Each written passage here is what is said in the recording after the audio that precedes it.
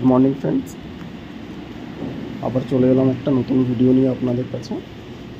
এই মুহূর্তে আপনারা যে জায়গাটা দেখছেন এটা হচ্ছে উত্তরাখণ্ড, বদ্রীনাথ ধামের পরেই, ওখানে বদ্রীনাথ থেকে 3 কিলোমিটার দূরে অবস্থিত মানা গ্রাম, যেটা হচ্ছে ভারতবর্ষের প্রথম গ্রাম বলে বিবেচিত হয়। এই গ্রামের মাহাত্ম্য অনেক। যেমন এখান থেকে আপনার বদ্রীনাথ ধাম একটা কাছে, যেটা আদি পৌরাণিক ধাম। সেই সঙ্গে এই মানা গ্রাম থেকে মহাভারতের সঙ্গে যুক্ত এই নাম, বিকজ পাণ্ডবরা এখান থেকেই স্বর্গের পথে আরোহণ শুরু করেছিল। এই মানা গ্রামের পাশ দিয়েই বয়ে চলেছে স্রোতস্বিনী, অলকনন্দা। মানা গ্রামে উৎপত্তি হচ্ছে সরস্বতী নদী। মানা গ্রামে বসেই ব্যাসদেব মহাভারত বলেছিলেন এবং গণেশ লিখেছিলেন। এখানে গণেশ গুফা, ব্যাস গুফা, সরস্বতী নদীর উৎপত্তি স্থল, অনেক কিছুই আছে দেখা। গ্রামের রাস্তাটা ঠিক এরকম, যেটা একদম দুদিকে গ্রাম পাহাড়ে, আর মাঝখান দিয়ে রাস্তাটা চলেছে। এখানকার মানুষের জীবিকা এই 6 মাস, বিকজ এই 6 মাস তারা যেটা ইনকাম করে, আমরা যারা ট্যুরিস্ট যাই বা তাদের জীবিকা যারা চাষবাস যেভাবে যেতে হবে, তারপর বাকি 6 মাস এরা পুরোটাই বরফের মধ্যে বন্দি হয়ে থাকে। এই যে রাস্তাটা দেখা যাচ্ছে, কথা বলে জানলাম এই রাস্তাটা এখানে পুরোপুরি বরফে ঢেকে থাকে। প্রায় 8 থেকে 10 ফুট হাইট অবধি বরফ জমে যায় শুনেছি।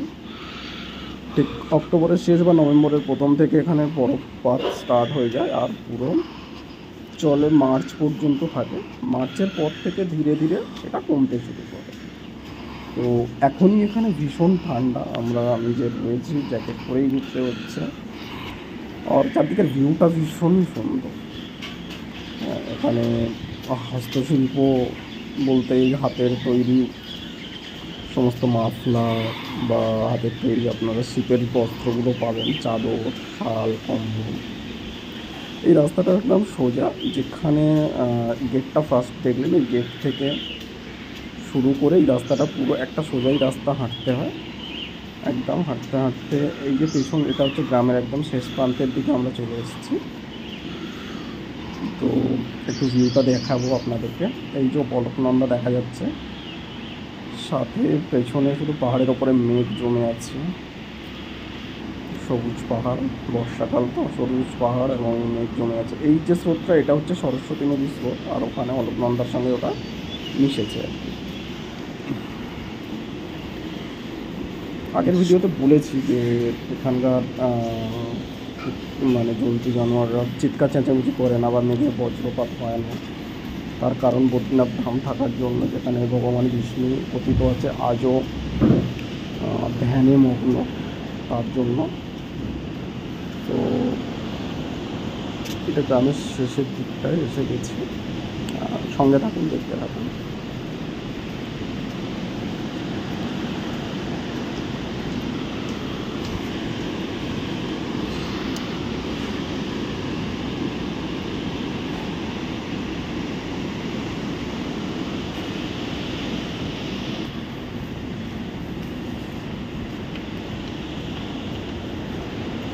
যে দূরে হালকা দেখা যাচ্ছে 5টা মূর্তি, ওটা হচ্ছে পঞ্চ পাণ্ডব এবং দ্রৌপদী।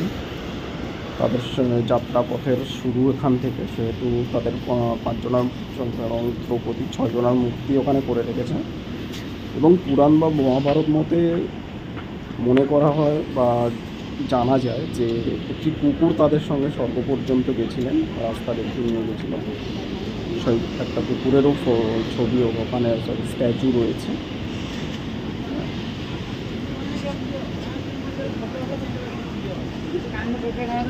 কল্লোলিনী সরস্বতী নদীর আওয়াজ আমরা শুনতে পাচ্ছি। এটা হচ্ছে ভীমশিলা। আমরা এখন এই ভীমশিলার উপর দিয়ে পার করব।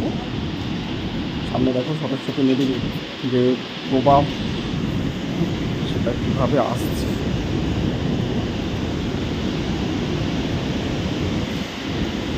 সরস্বতী উৎপত্তি স্থল এটা, সরস্বতী নদী, এবং পাশেই সরস্বতী মন্দির রয়েছে। আমি এখন দাঁড়িয়ে একটা ভীমপুর, ভীম যে পাথর ফেলে রাস্তা তৈরি করেছিল, সেই ভীমপুর এটা। হচ্ছে সরস্বতী নদী, হচ্ছে সরস্বতী মন্দিরের সিঁড়ি, যেটা একদম টেম্পুলের সঙ্গে লাগোয়া ও সরস্বতী নদীর উৎপত্তি স্থলের সামনেই অবস্থিত।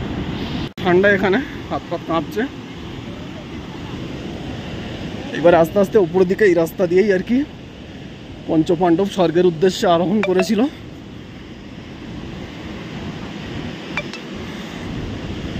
আমরাও ধীরে ধীরে উপরের দিকে যাব।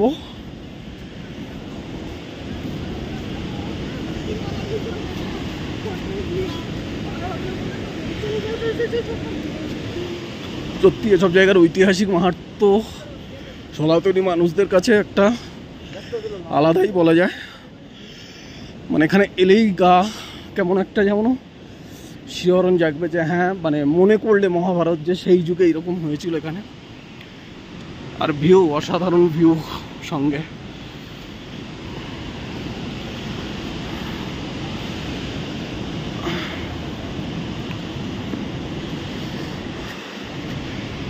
এই গেট এখানে করা আছে, পঞ্চপাণ্ডব সঙ্গে দ্রৌপদী। এই যে এখান থেকেই মূলত তারা স্বর্গের উদ্দেশ্যে গিয়েছিল, তা মানা হয়। এবং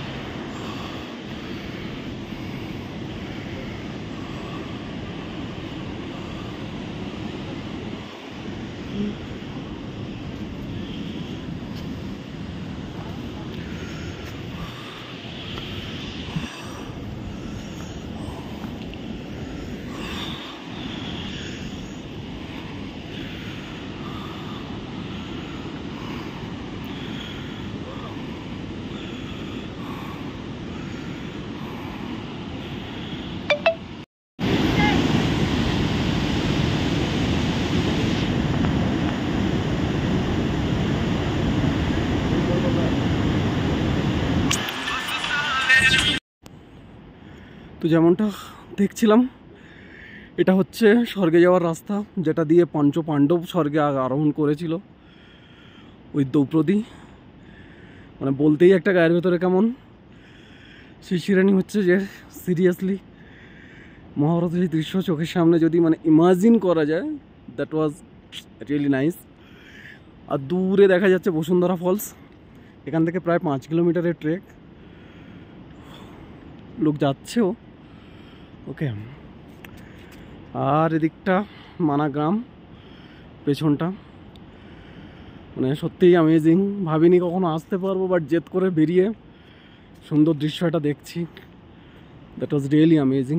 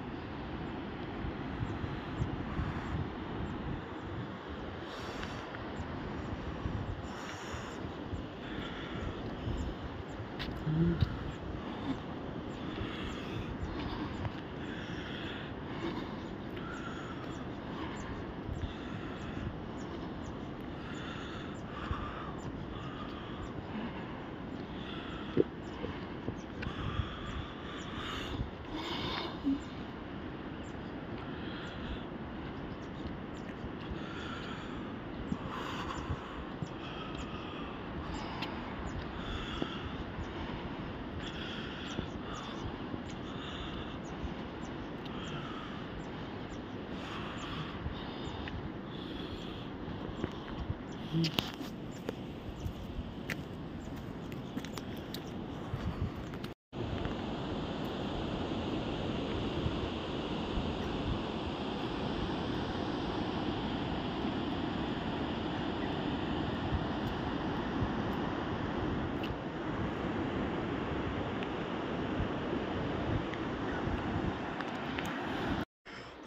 তুমি যুগে যুগে দুধ পাঠায়েছো বারে বারে এই দয়াহীন সংসারে। তারা বলে গেল সবে ভালোবাসো, তারা বলে গেল অন্তর হতে বিদ্বেষ বিষ নাশো। বরণীয় তারা স্মরণীয় তারা, তবুও বাহির দ্বারে আজি দুর্দিনে ফিরানো তাদের ব্যর্থ নমস্কারে।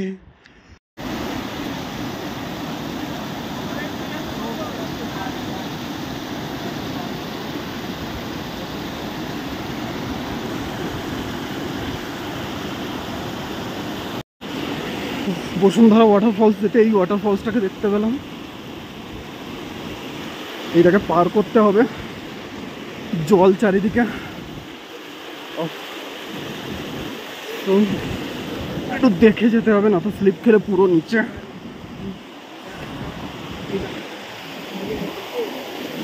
জলের আওয়াজ সত্যিই ভয়ঙ্কর, দেখে শুনে যেতে হবে। এই যে এইখানে পা দিয়ে, এটা দিয়ে পা দিলাম, এটা দিয়ে চলে যাবো।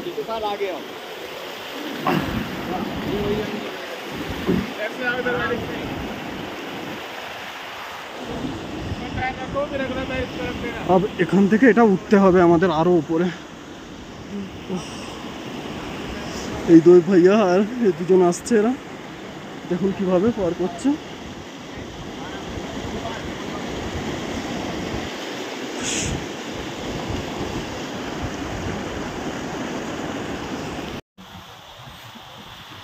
বসুন্ধরা ওয়াটারফলস পৌঁছানোর আগে এই জল যে ওয়াটারফলসটা পেলাম, এখান দিয়ে এটা পেরোতে হয়েছে। ও জাস্ট ভিউ, জাস্ট ভিউ। পাহাড় সত্যিই টানে কেন এখন বুঝতে পারছি, আর প্রচণ্ড ঠান্ডা হাওয়া দিচ্ছে সেই সঙ্গে। अब এখান দিয়ে উঠতে হবে এই রাস্তাটা দিয়ে।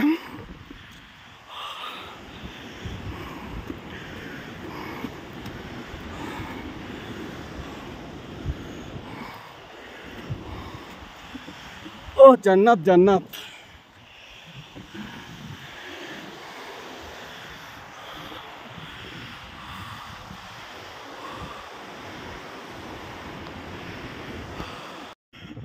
উত্তরাখণ্ডকে দেবভূমি এই কারণেই বলা হয়, সিরিয়াসলি যে ভিউ। আর পঞ্চপাণ্ডব এই রাস্তা দিয়ে স্বর্গ আরোহণ করেছিল, রাস্তাটা জাস্ট দেখো, অসাধারণ অসাধারণ। পাহাড়ের উপর দিয়ে রাস্তা হেঁটেই চলেছি, জানি না আর কতটা, বাট হ্যাঁ টার্গেট তো পৌঁছতেই হবে।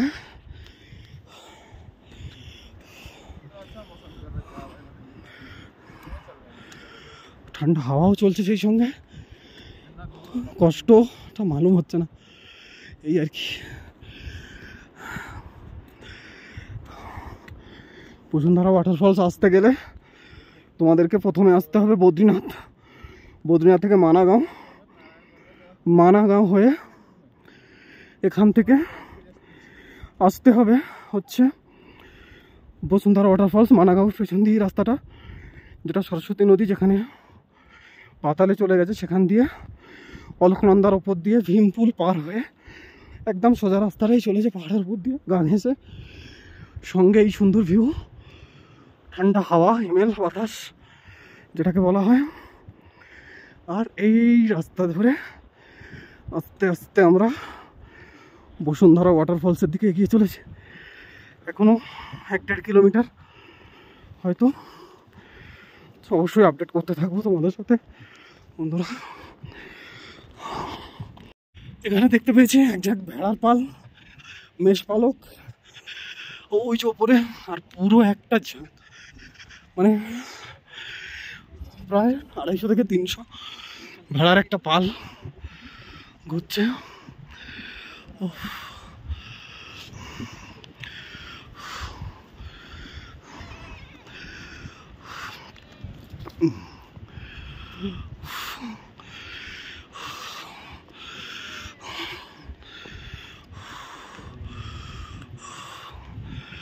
ওই যে মেষ পালক আসছে।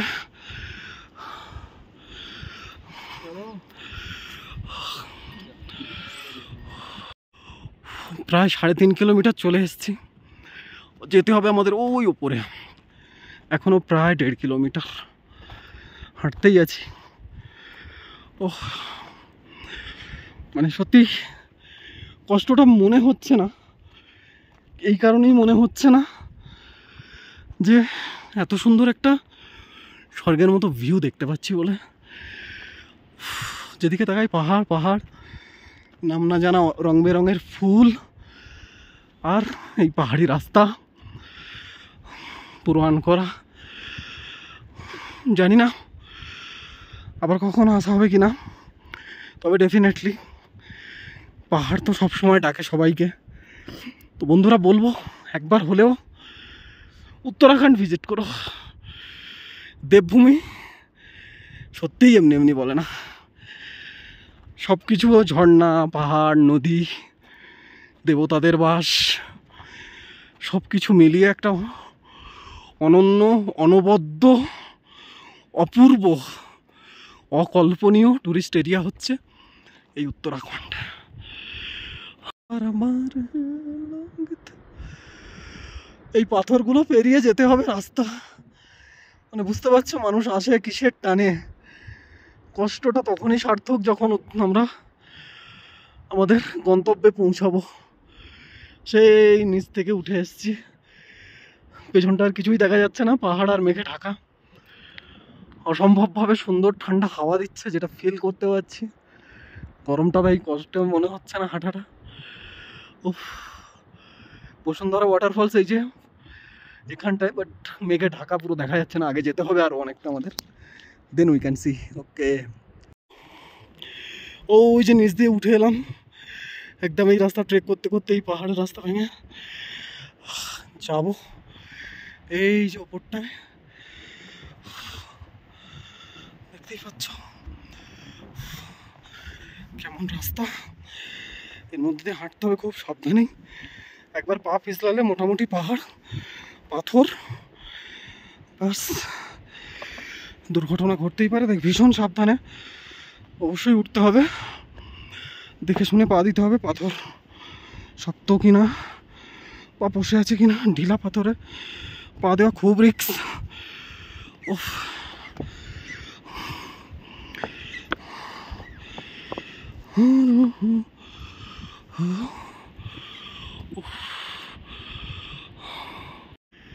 এমন একটা জায়গায় এসছি এত উঁচুতে, মেঘ উড়ে যাচ্ছে সামনে দিয়ে। ওহ, সত্যিই স্বর্গ। আবারও বলছি উত্তরাখণ্ড দেবভূমি এই কারণেই বলে, এত এই পুরোটাই মেঘে ঢাকা। নিচে বসুন্ধরা ওয়াটারফলসের ঝর্ণার জল চলে যাচ্ছে, তো মানে মৃদুবন্ধ ঠান্ডা বাতাস, না জোরে না আসতে, পুরোটাই মেঘে ঢাকা। আমাদের যেতে হবে এখনো ওই উপরে। একটু বসলাম, এখনো সেই ওপরে যেতে হবে, ওই উপরটায়। তবে এখান থেকে ওয়াটারফলসের আওয়াজ পাচ্ছি হালকা, মনে হচ্ছে ওটাই স্বর্গে এসে গেছি মনে হয়। এত সুন্দর জায়গা, বাট কষ্ট তো হচ্ছেই হাঁটুনি, কিন্তু সত্যি অনবদ্য, আবারও বলছি অনবদ্য, অকল্পনীয় সুন্দর।